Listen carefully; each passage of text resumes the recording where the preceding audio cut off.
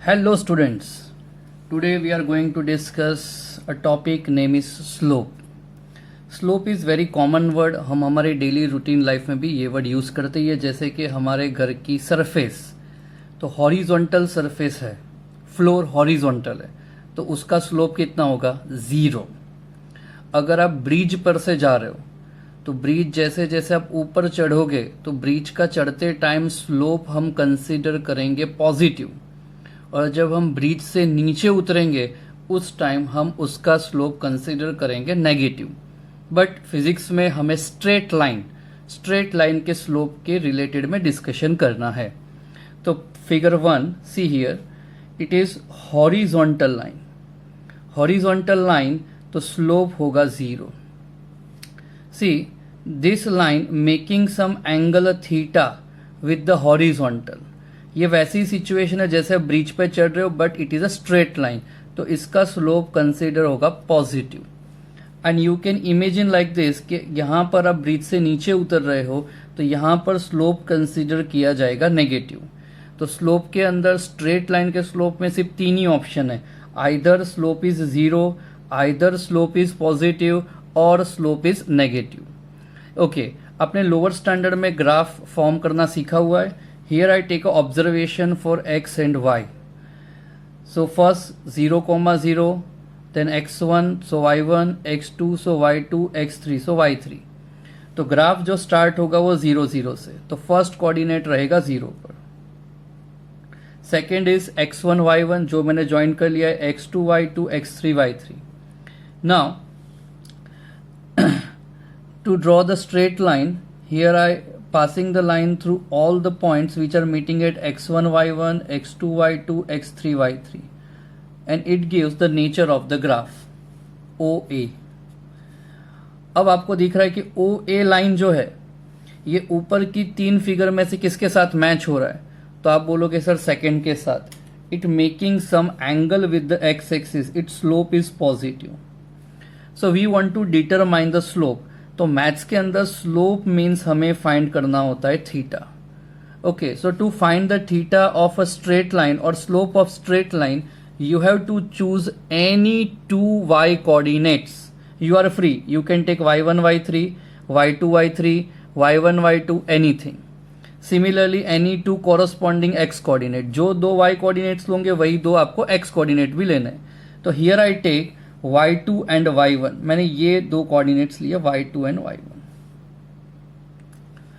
Okay, तो corresponding होगा x2 and x1। पहले फॉर्मूला समझ लेते हैं, very simple. Slope is equals to this distance we have to find, so obvious it is y2 minus y1 upon corresponding x coordinate, so x2 minus x1. This is the simple formula you have to remember. आपको क्या करना है, slope का मतलब होता है theta, slope is equal to आपको करना है y कोऑर्डिनेट, कोई भी 2 y कोऑर्डिनेट के बीच का difference upon corresponding x coordinate का डिफरेंस। अब ऐसा क्यों किया है वो समझ लेते हैं। If I take x1 x2, this 2 points here, this and this line is parallel, तो ये जो डिस्टेंस होगा वो होगा x2 minus x1, and this one is parallel to y, so it will be y2 minus y1, and this is the theta. Now we have y2 minus y1 and x2 minus x1 and it is a right angle. तो हमारे पास theta की opposite side है, theta की adjacent side है, and we want to find theta. To 10th standard, opposite and adjacent, it gives tan theta. So tan theta is equal to opposite y2 minus y1 upon adjacent x2 minus x1. Correct. अगर आपको ये नहीं समझ में आया है तो simple इतना याद रखो कि slope is equal to tan theta is equal to any 2 y coordinates difference. So y2 minus y1 upon corresponding x coordinate difference, x2 minus x1. That's it. इतना ही याद रखना है। This way you can determine the slope. Slope का मतलब होगा कि straight line ने horizontal के साथ कितना एंगल फॉर्म किया है। इफ आई से द स्ट्रेट लाइन, ये देखो ये जो है ये हॉरिजॉन्टल है, थीटा इक्वल्स टू यहां पर 0 लिख सकते हैं। एंड नाउ ये जो दूसरा ऑब्जेक्ट है इसके बीच में आप एंगल देख सकते हो, कुछ एंगल बन रहा है। सो यू कैन से ये जो पिंक कलर का पेन है इसने कुछ एंगल फॉर्म करके रखा हुआ है।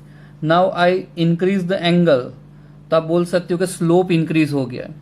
और स्लोप कैसे मिलेगा, उसका फॉर्मूला है, कीप इन माइंड डायरेक्टली ये फॉर्मूला याद रखो, slope is equals to tan theta is equal to Y coordinates, कोई भी दो वाई कोऑर्डिनेट्स का difference upon corresponding X coordinate का डिफरेंस। इस तरह से हमें स्लोप मिल जाएगा। तो slope is equal to, you have to keep in mind Y coordinate upon X, Y upon X gives slope, and there are three possibility for the slope either is 0, either positive or negative. I hope all of you understood this topic. Now further, the graph of position versus time and graph velocity versus time. See, ये जो bike है it is moving over x axis पे move करिए तो उसकी position change हो रही है, टाइम भी चेंज होगा। तो यहां पर ऑब्जर्वेशन टेबल बन चुका है कि पोजीशन x1 कब थी जब टाइम t1 है, पोजीशन x2 कब है जब टाइम t2 है, और ऑब्जर्वेशन टेबल बना के ग्राफ भी बना दिया। हमें इस ग्राफ जो ये स्ट्रेट लाइन है उसका स्लोप फाइंड करना है। सिमिलरली जब ये बाइक मोशन में थी एट टाइम t1 उसकी वेलोसिटी थी v1, एट टाइम t2 उसका वेलोसिटी था v2, उसके ऑब्जर्वेशन पे से भी हमने ये ग्राफ बना दिया है, हमें इसका स्लोप फाइंड करना है। Okay, so now listen how we can find the slope. So slope is equals to any two y coordinate difference. अब यहां पर y coordinates पर है पोजीशन, तो दो कोऑर्डिनेट्स का डिफरेंस लेना है, x2 minus x1 upon corresponding t2 minus t1। x2 क्या होगा, फाइनल पोजीशन, x1 क्या होगा, initial position. Final position minus initial position gives displacement. t2 minus t1 time interval, and we know that displacement upon time interval gives what, average velocity. So slope is equals to, answer comes average velocity. So you have to keep in mind if we draw the graph of position versus time, तो arrow के जो left में है position वो लेना है y axis पर, arrow के जो राइट में है वो लेना है x एक्सिस पर। स्लोप अब आपको याद रखना है, क्या करना है, y कोऑर्डिनेट्स यहां पर x2 माइनस x1 था upon x coordinate t2 minus t1। We know that x2 minus x1 तो होता है डिस्प्लेसमेंट अपॉन टाइम इंटरवल, तो slope is average velocity. So keep in mind when we draw the graph of position versus time, उसका जो slope होगा वो क्या होगा, एवरेज वेलोसिटी। तो सिमिलरली यहां पर आप डायरेक्ट सोच सकते हो slope is equals to velocity versus time graph. तो velocity it is left side of arrow, we take in on the y axis, time we take on the x axis. So slope is equal to difference between any two y coordinates, it is v2 minus v1, that is change in velocity upon time interval t2 minus t1. So it is change in velocity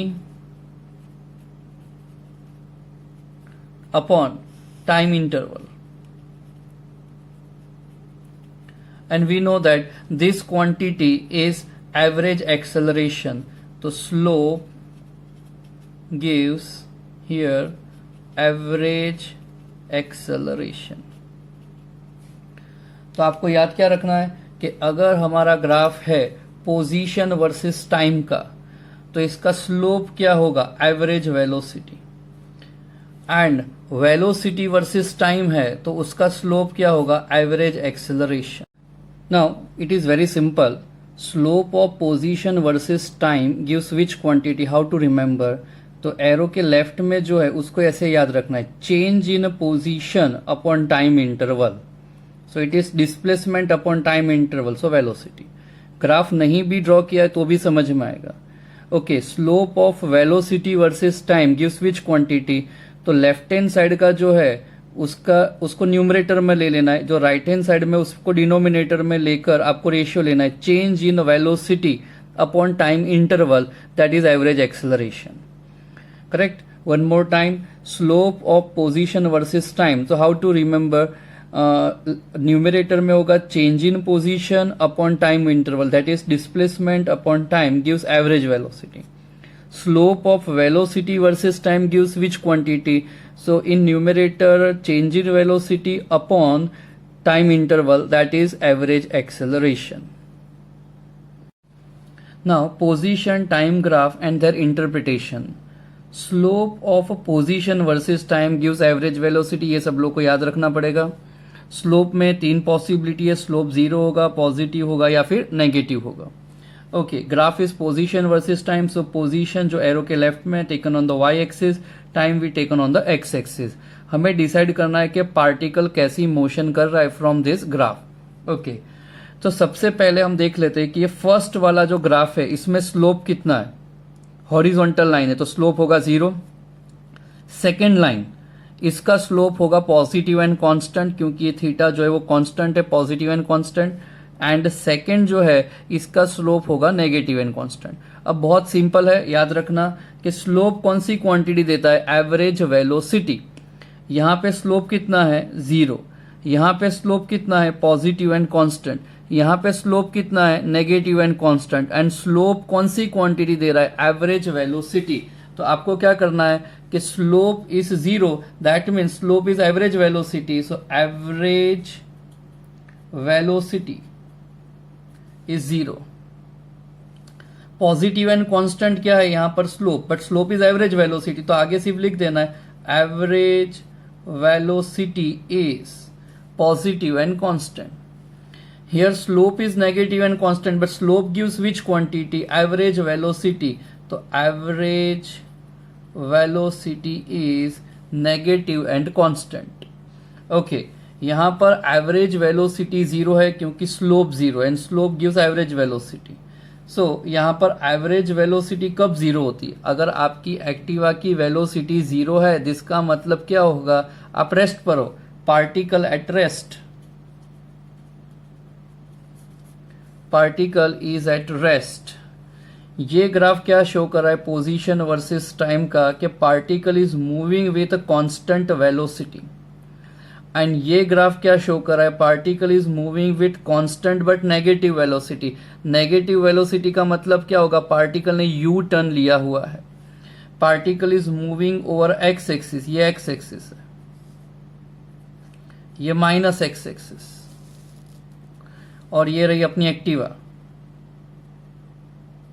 moving with constant velocity 45 kilometre per hour, straight जा रहा है, constant velocity, तो उसके लिए ये graph आएगा.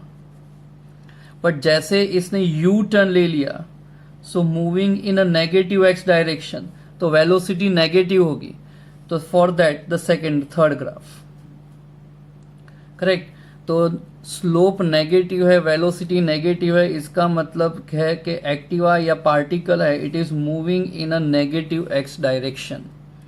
So I hope all of you understood it.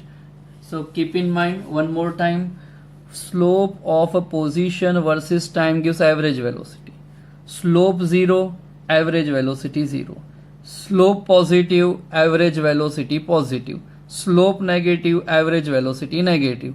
Average velocity positive, so particle is moving in positive x direction. Average velocity is negative, so particle is moving in a negative x direction or towards the negative x direction. I hope all of you understood position versus time graph, और उस पे से हमने nature of motion discuss किया है. Next point, velocity time graph and there interpretation. Interpretation यानी हमें velocity time graph पे से मोशन का टाइप डिसाइड करना है. Slope of velocity versus time gives average acceleration. First graph, velocity versus time. अगर ग्राफ में हॉरिजॉन्टल लाइन है तो स्लोप होगा 0. स्लोप गिव्स एवरेज एक्सेलरेशन, तो average acceleration is 0. Here slope equal to average acceleration equal to 0. And acceleration zero है, that means particle is moving with constant velocity, moving with constant velocity. और आप यहाँ पे graph में भी देख सकते हो कि time means x coordinate change हो रहा है बट वाई कोऑर्डिनेट चेंज नहीं हो रहा है। सपोज यहाँ पर वेलोसिटी है 45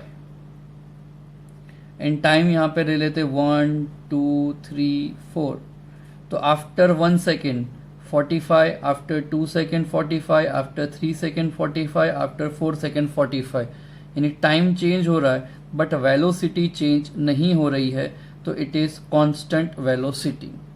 और मैथ्स पॉइंट ऑफ व्यू से समझे तो इसका जो स्लोप है वो जीरो है, एंड स्लोप कौन सी क्वांटिटी देगा, average acceleration, slope zero, so average acceleration zero, acceleration zero, that means particle is moving with constant velocity.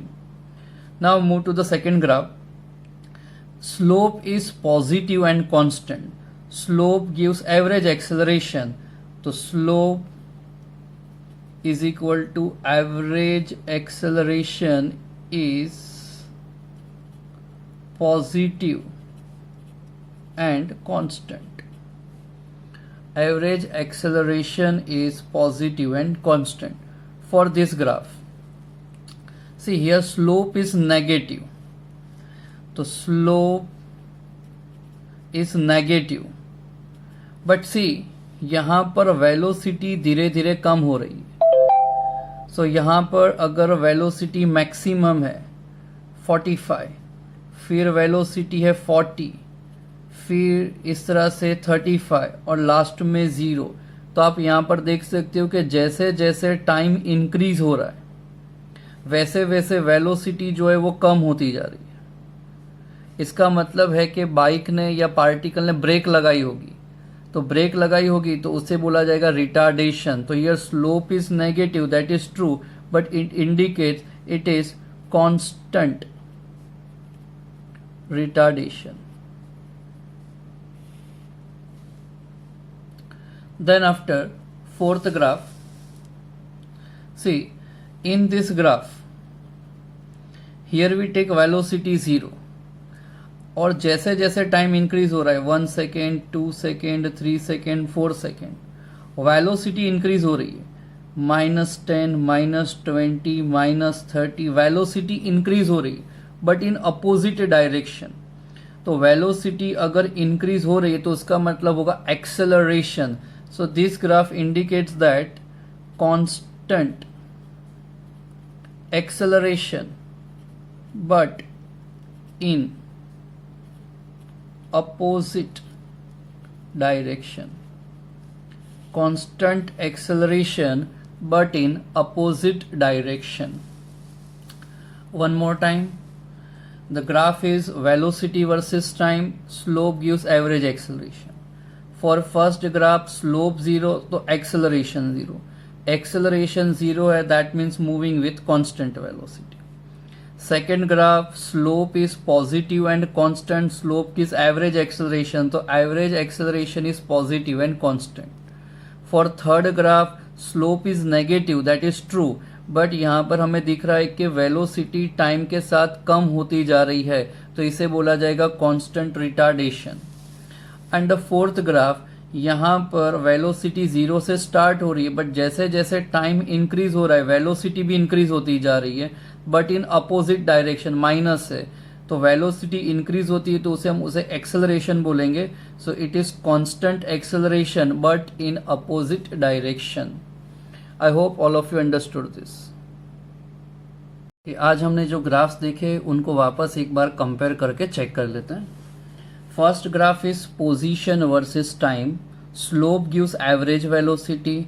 Slope 0 है तो एवरेज वेलोसिटी 0 होगी. वेलोसिटी 0 है तो पार्टिकल इज एट रेस्ट. और यहाँ पे दिख रहा है टाइम चेंज हो रहा है बट पोजीशन चेंज नहीं हो रही है, so it is at rest. Second graph position versus time. Slope is positive. We know that slope gives average velocity, so we write average velocity is positive and constant. Third graph position versus time, slope negative है and slope gives average velocity. तो average velocity is negative and constant. Then after the graph of velocity versus time. तो यहां पर आप देख सकते हो दोनों ही ग्राफ जो है वो हॉरिजॉन्टल स्ट्रेट लाइन है, बट इसका जो स्लोप है वो एवरेज वेलोसिटी है. तो जब आप यहां पर बोल रहे हो स्लोप जीरो है तो यहां पर आएगा एवरेज वेलोसिटी जीरो है. But here slope of velocity versus time gives average acceleration. तो slope zero, that means average acceleration is zero. And average acceleration कब जीरो हुआ? When particle is moving with constant velocity. यहाँ पे time change हो रहा है but velocity change नहीं हो रही. Second graph velocity versus time, slope is positive and constant. Slope gives here average acceleration. तो average acceleration is positive and constant. Then after third graph, here slope is negative, but as time passes velocity continuously decreasing here, so it is retardation. So it shows constant retardation.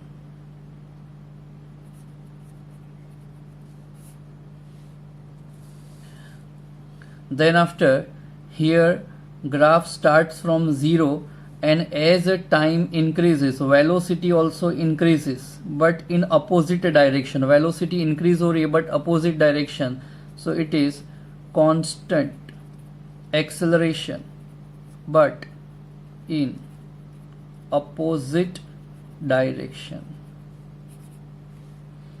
I hope आज का lecture सब लोगों को अच्छे से समझ में आ चुका है. Thank you, good bye.